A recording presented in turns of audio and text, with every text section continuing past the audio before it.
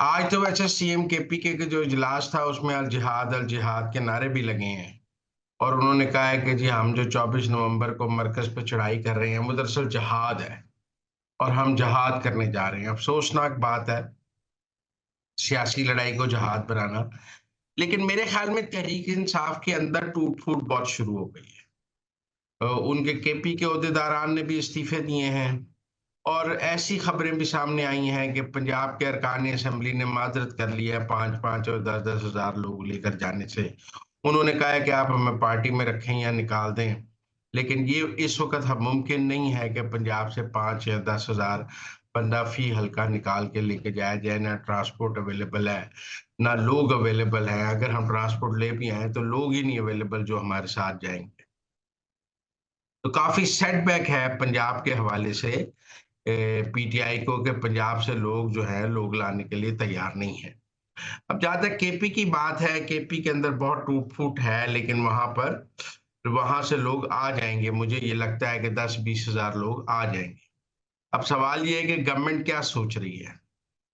पहले गवर्नमेंट का ख्याल था कि आने दिया जाए, और मेरा मतलब है कि अगर ये धरना दें तो फिर इनको कोई खाने पीने की और बाथरूम की फैसिलिटीज ना दी जाएं तो धरना खुद ब खुद खत्म हो जाएगा। लेकिन पीटीआई के अंदर से ऐसी खबरें आई कि अगर वो डी चौक तक पहुंच जाएंगे तो फिर वो सरकारी इमारतों पर कब्जे कर लेंगे। वो कौमी असेंबली पर कब्जा कर लेंगे, वानी वजीर आजम पर कब्जा कर लेंगे और कहेंगे कि अब इक्तदार अवाम के हाथ में आ गया है, अवाम ने इक्तदार पर कब्जा कर लिया है।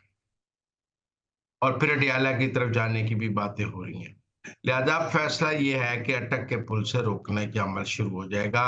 जो तरीकाकार है कि अटक पर, फिर कटी पहाड़ी पर, फिर चुंगी नंबर 9 पर, फिर बुरहान इंटरचेंज पर।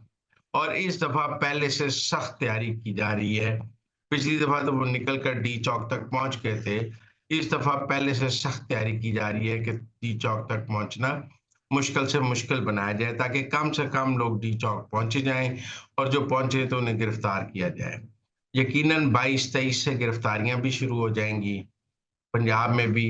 केपी में तो नहीं होंगी क्योंकि केपी में उनकी अपनी पुलिस है, लेकिन पंजाब में मुकम्मल गिरफ्तारियां, राउंड अप, किसी के पास ट्रांसपोर्ट नहीं होगी।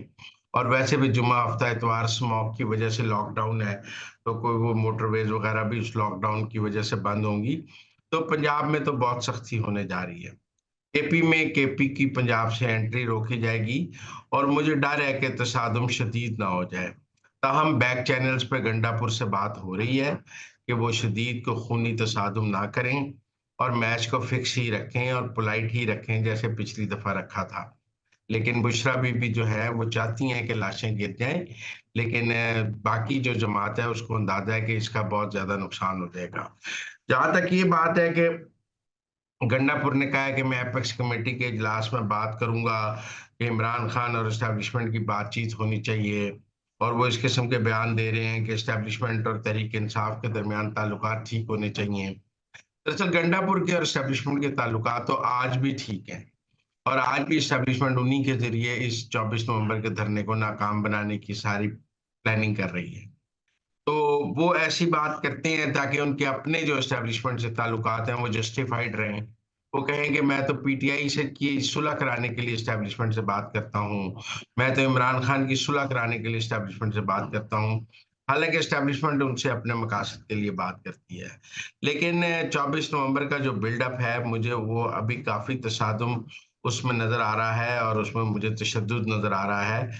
और मेरे ख्याल में कोई पुरअमन दिन नहीं होगा 24 नवंबर।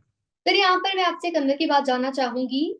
आपको क्या लगता है कि कोई फरमाइशी गिरफ्तारियां होंगी? और सेकंड पॉइंट ये कि ये जो मुराद सईद है, जितने भी मफरूर पीटीआई के लीडरान हैं, क्या वो मंजर आम पर आ सकते हैं या अभी वो रुपोशी रहेंगे? नहीं, मेरा नहीं ख्याल वो मंजर है। उनको पता है कि वो इस्लामाबाद आएंगे तो पकड़े जाएंगे। और वो गिरफ्तारियों के डर से ही तो रपोश है। वो कोई रपोश, अगर वो आज गिरफ्तारी देना चाहें तो उनको रपोश होने की जरूरत नहीं है।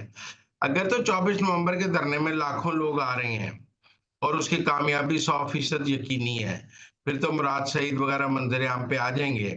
लेकिन अगर इनको ये यकीन है कि 24 नवंबर का तो हमारा शो कामयाब नहीं होगा और रियासत बहुत सख्ती करेगी, तो मेरे ख्याल में ये लोग मंजर आम पर नहीं आएंगे। सर आगे बढ़ेंगे और अब बात करना चाहेंगे कि ये जो बच्चों को हथकड़ियां लगाई हैं, इस मुतालिक आपका स्टांस क्या है? आप इसको कैसे देखते हैं? देखिए, अब बहुत सोशल मीडिया पे चल रहा है कि बच्चे पीटीआई का पंफलेट बांट रहे थे और पुलिस ने उन्हें गिरफ्तार करके हथकड़ियां लगा दी।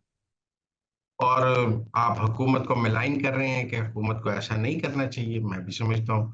लेकिन आप एक बात तो और समझें कि पाकिस्तान में कोई आदमी 18 साल की उम्र से पहले वोट नहीं डाल सकता। इसका मतलब है बिल्कुल। कोई बंदा 18 साल की उम्र से पहले सियासत में हिस्सा भी नहीं ले सकता, किसी सियासी सरगर्मी में हिस्सा नहीं ले सकता। सियासत में सियासी सरगर्मी में हिस्सा लेने की उम्र 18 साल और उससे ज्यादा है। इलेक्शन लड़ने की उम्र भी 18 साल और उससे ज्यादा है। एक हद मुकर्रर की है आइन और कानून ने सियासी सरगर्मियों में हिस्सा लेने के लिए भी, सियासत में हिस्सा लेने के लिए भी, इंतखाबात में हिस्सा लेने के लिए भी।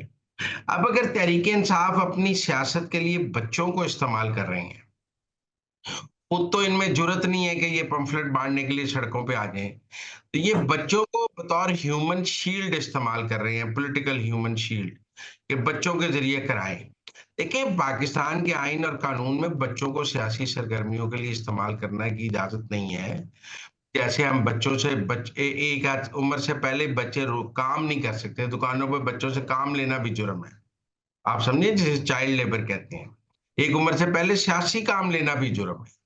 मेरे ख्याल में जहां पुलिस को और हुकूमत को आप ये कह रहे हैं कि उन्होंने इन बच्चों को गिरफ्तार करके गलती की है, वहां जो इनसे पंफलेट तकसीम करा रहे थे उन्होंने जुर्म नहीं किया है कि वो बच्चों से सियासी काम ले रहे थे। बच्चों से सियासी काम लेने की इजाजत नहीं है, ये बच्चों की सियासत की उम्र नहीं है।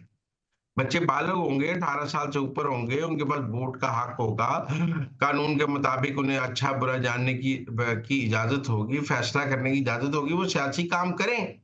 लेकिन जब आप बच्चों से सियासी काम लेते हैं, तो जो जमात बच्चों के जरिए सियासत कर रही है, बच्चों से सियासी काम ले रही है, वो भी जुर्म कर रही है। पुलिस ने तो उस जुर्म को होते हुए, भले कोई बच्चा अगर कोई गलत काम करे तो बच्चे की गिरफ्तारी तो है, लेकिन उसके लिए अलग बच्चों की जेल भी अलग है, बच्चों को अदालतों से रिलीफ भी जल्दी मिल जाता है। लेकिन मेरे ख्याल में जो जमात या जो लोग बच्चों के जरिए ये सियासी काम ले रहे हैं, वो भी गलत कर रहे हैं। ये पाकिस्तान का आइन और कानून बच्चों को इस काम की इजाजत नहीं देता है और बच्चों से ये काम लेना जुर्म है। तो नाज़रीन, ये थी आज की ज़िंदगी की बातें। आपसे मुलाकात होगी अगले प्रोग्राम में। हमें तब तक के लिए इजाज़त दीजिए। अल्लाह निगहबान।